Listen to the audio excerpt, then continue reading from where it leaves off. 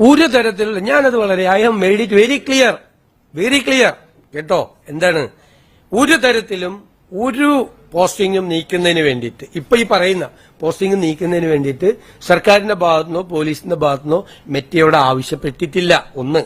രണ്ടാമത് ഇത് through out country ഇന്ത്യയിൽ മുഴുവൻ നടക്കുന്നുണ്ട്. ഇത് എല്ലാ സംസ്ഥാനങ്ങളിലും നടക്കുന്നുണ്ട്.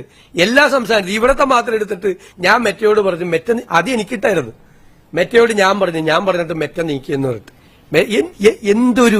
എന്തൊരു വില കുറഞ്ഞ പ്രചരണമാണ് കേരളത്തിൽ നടത്തിയത് എന്ന് നിങ്ങളത് വായിച്ചു നോക്കാം ആദ്യം.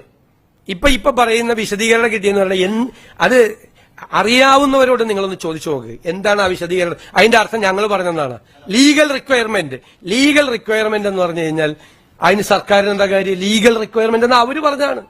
അത് അവരുടെ ആൾഗരിത അനുസരിച്ചുള്ള ലീഗൽ റിക്വയർമെന്റ് ആണ്. ഞങ്ങള് ലീഗൽ റിക്വയർമെന്റ് എന്ന് വെച്ചാൽ എന്താ അർത്ഥം? നിങ്ങൾ ഓരോരുത്തർക്ക് തോന്നിയതുപോലെ ഓരോ ഓൺലൈൻ ചാനലും ഓരോ തരത്തിൽ ഇന്റർപ്രറ്റ് ചെയ്യാണ്.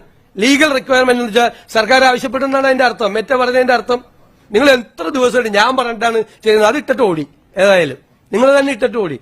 എന്തൊക്കെ കഥകളാണ്, ഓരോ കഥകളാണ് വരുന്നത്.